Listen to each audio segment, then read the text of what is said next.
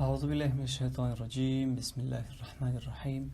الحمد لله رب العالمين حمد الشاكرين، والصلاة والسلام على رسوله محمد وآله وأصحابه أجمعين. السلام علیکم ورحمة الله وبرکاته. ستاسې د روغتیا او سلامتیا په هیله یم.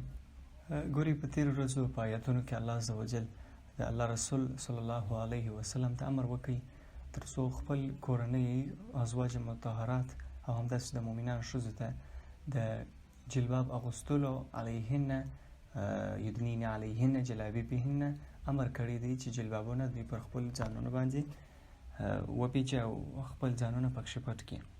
ولې په دې کې به تر ټولو ښه حکمت داسې دی چې عموما الله داسې امر کړی دی چې اول تاسې خپل زوجات مطهرات د هغوی د اصلاح امر یې کړی دی. ولې دا حکم یې په داسې ډول سره کړی دی چې عموم کې د اصلاح لپاره اول خپل ځان څوک اصلاح کړي او د اسلامي شریعت پر هغه حکم یې ځان برابر کړي، بیا هغه تر ټولو نږدې کسان او بیا همداسې مؤمنان. داسې بیا نه سره راتلی اوس یو څوک عموم کې داسې سوالونه کوي چې تاسې ولې خپل ځان اول پر شریعت برابر کړي. یعنې سوالونه داسې ډول سره هم کوي چې که یو کس دعوت کوي اسلام ته، هغه یو سنت هم پرېښیي، ولې که چیرې دی د یو فرض او د یو حرام کار څخه د اجتناب دپاره او د فرض د عملي کولو لپاره یو چا ته دعوت کوي، ولې دا دعوت هم پر مؤمن ځوانانو یا هغه کوم کسان چې هغوی مکلفیت ته داخل سوي په هغې باندې دا شی فرض دی، په څه چې پوهېږي هغه باید ورسوي. نو که چیرې دوی حتی پر یو سنت هم نه وي برابر، پر کوچني سنت، ولې دوی دعوت کوي د فرضو او د حرامو د رابللو لپاره، د حرامو د اجتناب او د فرضو د عمل لپاره، نو بیا خلک بحث کوي چې اول تاسې باید پر ځان پر شریعت برابر کړي. دلته اختصاصا د یو حکم په اړه باندې، مثلا د حجاب حکم دی. الله پاک وایي چې یا ایها النبی قل لازواجک وبناتک ونساء المؤمنین یدنین علیهن من جلابیبهن. اول الله پاک وایي چې خپل ازواج مطهراتو ته امر وکړه د جلابیب اغوستلو ده، بیا خپل لونو ته امر وکړه او بیا د مؤمنانو ښځو ته امر وکړه. نو دغه حکمت مې بیان کړي. نو په دې سبب وایي دا جلابیبهن علیهن په دې سبب وکړه چې دوی باید دا په دې سبب وکړي چې هغه فاسق و فاجر افکار والا کوم چې په زړونو کې یې مرض دی، هغوی تاسې ته اذیت ونه رسي او تاسې د هغه اصلو مېرمنو د اصلو ښځو په ډول سره وپېژندل سي، د منځو او د فاسقو څخه په جلا کټګوري کې راسي. بل الله پاک بیان کړي و، داسې وایي چې الله عز وجل قسم اخلي که چیرې دغه فاسقین و منافقین او هغه کسان چې هغوی په خپلو زړونو کې مرض دي او دا مرجفون، هغه کوم کسان چې هغوی په ښار کې اشاعات و غلطې اوازې او بېځایه افکار خپروي، دوی منع نه سي، نو الله وایي زه به خامخا تا پر دوی باندې مسلط کوم.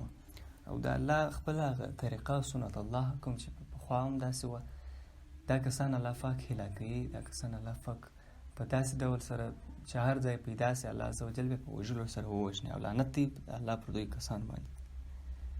نو راځو د نن ورځې درس ته. الله پاک په راتلونکي آیت کې فرمایي یسألک الناس عن الساعة، یسألک ستا څخه پوښتنه کوي الناس خلک عن الساعة د هغه ساعت د هغه قیامت د راتګ ده، یعنې د هغه وخت پوښتنه یې در څخه کوي. ولې د مشرکینو او منافقینو خصوصا هغوی به د الله د رسول څخه د ساعت یا د قیامت د ورځې کوم چې په مختلفو نومونو سره په دغه کې قرآن شریف کې راغلی ده، د دې پوښتنه به یې ورڅخه کوله چې دا اوس څه وخت دی، چې دا اوس قیامت پوښتنې بحثونه زموږ سره بیخي ډېر کوي. ولې دا قیامت اوس څه وخت دی، څه وخت راځي. یسألک الناس عن الساعة، ستا څخه دا خلک پوښتنه کوي د ساعت یا د قیامت د راتلو. قل، نو بیا ته ورته ووایه انما علمها عند الله، په تحقیق سره علم د دا قیامت د ورځې عند الله د الله سره دی، یعنی ما ته دغه وخت نه دی معلوم او الله پاک ته د حکمت د خپل حکمت له مخې دغه علم ما ته نه دی راکړی او نه یې کوم فیصله کوم پیغمبر ته او نه یې کوم ملایکې ته د علم ورکړی دی. قل انما علمها عند الله، تحقیق سره علم د قیامت ورځې د الله سره دی چې په کومه ورځ وي. وما يدريك لعل الساعة تكون قريبا. وما يدريك او چې شته خبر کړي، چې شته پوه کړي او ته د څه په اساس باندې خبر سوی. یعنی اصل کې موږ د علم الله پاک وایي تا ته نه دی درکړی او ته بیخي د دې موضوع څخه بېخبره یې. وما يدريك ته بیخي یعنی موږ خبر نه دی درکړی. لعل شی الساعة دغه قیامت تكون وي قریبا نږدې، یعنی شاید د قیامت نږدې. وما يدريك موږ تا ته علم نه دی درکړی ولې د قیامت شاید نږدې. همداسې په حدیث کې هم راغلی دی چې رسول الله صلی الله علیه وسلم فرمایي چې دغه د خپل شهادت ګوته او دغه وسطا یا د منځنۍ ګوته یې داسې نږدې ونیول او ویې ویل چې زه او قیامت دومره سره نږدې یم. ګورې دغه یوه تنبیه و خبره دغه پوهاوی باید شتون ولري. رسول الله صلی الله علیه وسلم زمانې ته د قیامت د نورو انبیاو په نسبت باندې نږدې دی. ولې دلته خلک شاید دا فکر وکړي چې نو دا څونه نږدې دی، دا د 1300 یا 1400 کاله تیر سوي دي، بیا هم نو دغونه نږدې دي. نو په نسبت د هغه 1,40,000 شاوخوا پیغمبران چې راغلي دي او هر پیغمبر یعنی په منځ کې یو خلاو دوره راغلې ده، یعنی دلته هلته ډېره دوره تېره سوې ده په نسبت د هغو رسول الله صلی الله علیه وسلم ته نږدې دي. اوس که چیرې یو څوک یو هغه ټایم لاین دی که یو اصطلاح یو د وخت لیکه رسم کړي، نو ډېر وخت به تېر سوی چې 1,40,000 پیغمبران پر هغه خپل هغه واحدونو باندې څوک راولي، نو هلته به په سلهاو په زرهاو په لکهاو کلونه تیر سوي د آدم علیه صلات وسلام د پیدایش څخه، یا اصل کې بیخي د مځکې یعنی د مخلوقاتو د انسانانو د شروع څخه بیا د الله د رسول چې هغه اخرنی پیغمبر دی تر دغه وخته پورې ډېره دوره تېره سوې ده. ولې الله رسول ته د هغو په نسبت قیامت ډېر نږدې دی. نو الله پاک هم دلته فرمایي وما يدريك لعل، وما يدريك نو ته څه پوه کړلی یا ته بیا په څه شي پوهېږې، ته نه یې ترې خبره. لعل الساعة شاید قیامت تكون قریبا نږدې وي. نو بیا الله پاک وایي ان الله لعن الکافرین، بېشک الله پاک ترټلي دي، لعنت یې پر کړي دي پر کافرانو باندې.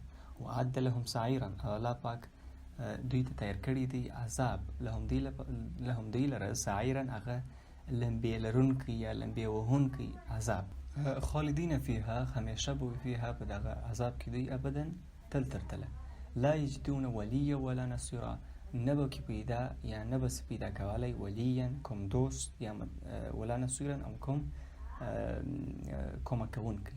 یعنی دا کسان به همیشه په دې اور کې هیڅوک هیڅ واسطه او هیڅ څه به ونه ژغوري. یوم تقلب وجوههم فی النار، هغه ورځ تقلبو کوم چې وابړول سي یا اوړې به د دوی داسې ډول سره لکه هغه د کباب وجوههم د دوی مخونه فی النار په اور کې. یقولون یا لیتنا اطعنا الله و اطعنا الرسول، الله دې موږ دغه افسوس وساتي. په دنیا کې موږ د کښنې افسوسونه او کښنې افسوس بیانوو چې وایي کاشکې موږ دا کار کړی وای، بیا به مو دغونه روح یا دونه ګټه به مو ترلاسه کړې وای، که چیرې ما داسې کړي وای نو زه به دونه مخته تللی وای. نو الله دې موږ دغه لوی افسوس وساتي، هغه لوی افسوس کوم چې وایي یقولون دوی به وایي یا لیتنا کاشکې اطعنا الله و اطعنا الرسول، موږ اطاعت کړی وای د الله او د رسول. نو الله دې موږ دغه څه کاشکې څخه وساتي. وقالوا ربنا إن أطعنا سادتنا وكبراءنا فأضلونا السبيل، نو دوی به وایي ربنا ای زموږ ربه إنا په تحقیق سره موږ اطعنا اطاعت وکړي سادتنا زموږ د هغه خپلو مشرانو د خپل سادت هغه غټان یا مشران، وکبراءنا او زموږ مشران، فأضلونا نو ورکه یې کړله زموږ څخه، یې په ضلالت کې واچوله زموږ څخه سبیلا لاره. نو دغو کسانو زموږ څخه هغه مستقیمه لاره زموږ مشرانو زموږ هغه پلرونو و نیکونو هغه اصلي لاره یې زموږ څخه ګمراه کړله یا په اصطلاح وایي لاره یې راڅخه ورکه کړله او د اصلي لارې څخه یې واړوله. ربنا آتهم ضعفین من العذاب اوس نو هغه په اصطلاح وایي د زړه د یخولو لپاره وایي ای زموږ ربه آتهم ورکه دوی لره ضعفین 2 برابره من العذاب عذاب د دوی، یعنی والعنهم لعنا کبیرا، او لعنت وکړه پر دوی باندې لعنن په لعنت کولو سره کبیرا ډیر. نو دا کسان بیا وایي چې دا کسان دغه مشرانو ته 2 چنده عذاب ورکړه، ځکه موږ یې په ګمراهۍ کې واچولو او موږ پر دوی باور وکړو او سترګې مو پټې کړې. بیا دلته الله پاک د موسی علیه السلام هغه مثال هم راوړي، بیا وایي چې یا ایها الذین آمنوا، ای کسان چې تاسو ایمان راوړی دي، لا تکونوا مه کېږئ کالذین، لکه هغه کسان کوم چې تکلیف یې رسوي موسی علیه السلام ته. ګورئ ابو هريره رضی الله عنه څخه هم روایت دی د حدیث چې دی وایي رسول الله صلی الله علیه وسلم وفرمایله چې وایي د موسی علیه السلام چې و دی ډېر حیاناکه و. نو په هغه وخت کښې دغه عرف داسې و چې دا ډله به دوی یو ځای هم د اسرائیل سره لمبېدله، کوم شرم و حیا په دوی کې په دغه مربوط نه وه، ولې عرفاً دا شی داسې و چې وروی به دوی یو ځای سره لمبېدله. ولې موسی علیه السلام بیا دی ډېر حیاناکه و او جلا و، پټ به لمبېدی، نو ده به د خپل بدن هیڅ برخه خلکو ته نه ښکاره کوله.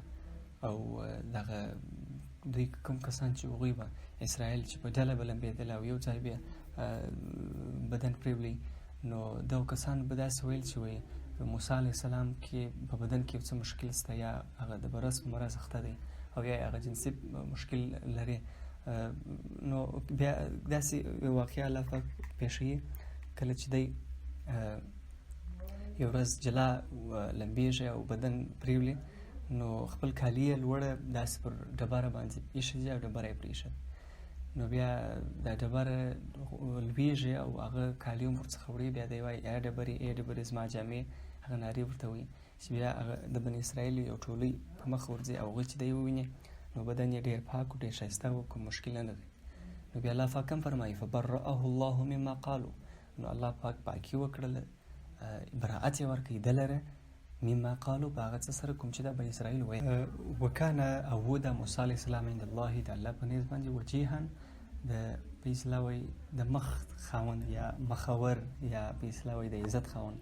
نو ابن کثیر هم د ده په اړه داسې فرمایي چې وایي ده چې و د الله په نزد باندې هغه جا و، په اصطلاح وایي مخ و عزت درلودی او الله پاک هغه څه چې د غوښتي و هغه ورکړي و.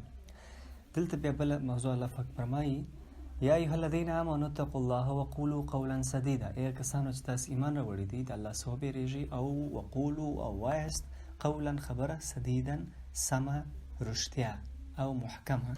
نو الله پاک هم د رښتینې او د محکمې او د سمې خبرې بیان دلته کوي.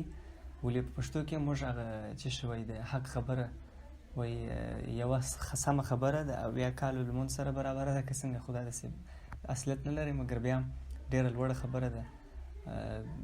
رښتینې خبرې دغه کوي دلته، یا وایي حق نوم د الله دی. ځینې خلک دا ډایلاګونه په ژبه کې وایي، نو دا رښتیا هم همداسې دی چې طبري هم د دې اړه داسې فرمایي چې وایي د الله پاک امر هم همداسې دی چې تاسې عموما عادلانه خبرې کوئ او داسې خبرې چې هغه کې ظلم نه وي، عموما حق وایاست چې هغه باطله نه وي. یصلح لکم اعمالکم، ستاسې عملونه به در صحیح کړي. ابن عباس هم د دې په تفسیر کې داسې فرمایي چې وایي د دې دا معنا لري چې ستاسې حسنات او ستاسې نیکۍ به درڅخه قبول کړي. ویغفر لکم ذنوبکم، او ستاسې ته به بخښنه وکړي، ویغفر بخښنه به وکړي لکم تاسې لپاره ذنوبکم، ستاسې د ګناهونو. ومن یطع الله ورسوله فقد فاز فوزا عظیما، ومن یطع الله ورسوله فقد فاز فوزا عظیما، هغه چا چې د الله او د رسول اطاعت وکړي په رښتیا سره ډېره لویه کامیابي یې ترلاسه کړله. په تحقیق سره په تحقیق سره فاز بریالی سو فوزا، په بریالیتوب سره عظیما ډېر لوی. نو الله پاک هم داسې فرمایي چې وایي اصلي بری اصلي کامیابي هم په د الله او د رسول په اطاعت کې ده، او هغه څوک چې د الله او د رسول اطاعت وکړي دا دنیا به هم جنت سي او هغه دنیا به هم جنت سي. دا کسان به د نفس تسکین او سکون لري، دا کسان به ډېر خوشحال ترینه کسان او دا به ډېر خوشبخت دي. اوس راځو الله پاک به فرمایي انا عرضنا الامانة على السماوات والارض والجبال فابين ان يحملنها واشفقن منها وحملها الانسان انه كان ظلوما جهولا. بیا الله پاک فرمایي انا عرضنا، په تحقیق سره موږ وړاندې کړي الامانة امانت على السماوات پر اسمانونو والارض پر مځکه والجبال پر غرونو فابين، نو منع یې کړله یا یې منع وفرمایله یا یې رد وکړي یحملنها چې یو یې دوی یا مسؤلیت واخله د امانت واشفقنا او وبېرېدل منها د امانت څخه.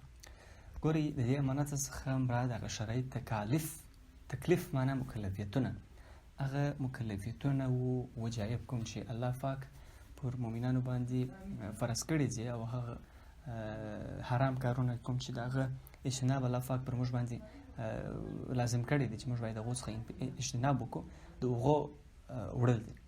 ولې الله پاک دغه امانت کوم چې د شرعي تکالیف او فرایض دي الله پاک پر اسمانونو پر مځکو پر غرونو باندې د امانت وړاندې کوي، هغو منع ورڅخه وکړله د ویرې د لاسه، یا دا چې د هغوی د په داسې ډول سره چې دوی ویل چې دا پر موږ لوړ دی د امانت. نو ابن جزي هم په دې اړه داسې فرمایي چې دغه امانت چې دی دا شرعي مکلفیتونه و تکالیف دي کوم چې الله پاک د ځینو شیانو امر کوي او د ځینو شیانو نهي کوي. نو د امانت د وړاندې کولو په اړه باندې بیا هم څوک داسې وایي چې نو څنګه غرونو او اسمانونو ته هغه هم داسې کېږي چې الله پاک هم دغه وړاندې کول حقیقتا د مځکو او اسمانونو ته هغه د فهم او ادراک قوه ورکړي د یو څه وخت لپاره او بیا دغه امانت وړاندې کړي ورته او بیا هغوی چې وایي دا شی پر موږ باندې ډېر دروند دی هغه بیا منع یې وکړي یا اګر سره ووایي چې وایي موږ دا کار پر موږ باندې ډېر دروند دی، همداسې هم کېږي. او دا رقم ډول هم دی چې دغه هدف د الله عز وجل دې څخه دا دی چې دونه عظیم الشان د شان و د عزت خاوند امانت دی دا د الله د شرعي تکالیف مکلفیتونه چې که حتی اسمانونه او غرونه او مځکې کوم چې د انسانانو هغه تصور کې ډېر لوړ شان راځي هغه هم دا شی نسي وړلی. ولې انسان دی چې دغه امانت غوښتنه دغه یې وکړي هغه قبول یې وکړي وحملها او قبول یې کوي یو یې وړي الانسان انسان انه په رښتیا سره د انسان چې دی کان ظلوما جهولا په تحقیق سره دی پر خپل ځان باندې ظالم جهولا او په اصطلاح وایي په خپل عاقبت په خپل راتلونکي باندې جاهل و ناخبره و نادان. لیعذب الله المنافقین تر څو دا د امانت تحمیل وړل د دې هدف داس دی چې تر څو لیعذب عذاب ورکړي الله پاک للمنافقین والمنافقات والمشرکین والمشرکات. نو تر څو الله پاک دغه منافقین او منافقات او مشرکین او مشرکات ته الله پاک عذاب ورکړي و یتوب همداسې توبه ورکړي یا د توبې هغه په اصطلاح قوت ورکړي یا ممکن د توبه هم د رجعت و ګرځېدلو ته وایي و یتوب او رجوع ورکړي دوی ته په رحمت سره، یعنی الله پاک علی المؤمنین و مؤمنانو ته او مؤمنانو سره و المؤمنات او مؤمنانو ته یعنی دوی ته د بدو څخه رجعت ورکړي یا توبه دغه ورکړي توبې هغه قوت ورکړي. وکان الله غفور رحیم، الله پاک ډېر ښه غفور مهربانه او بخښونکی ذات. نو د نن ورځې ایتونو تفسیر په همدې ځای پای ته رسېږي. سورة الاحزاب هم دا د اخلاصو الله دې تاسو ته ستاسو د حوصلې خیر جزا درکړي او الله دې موږ ټولو ته د عمل توفیق راکړي. السلام علیکم ورحمة الله وبرکاته. خیر درکړي د بار څخه ستاسو د حوصلې دپاره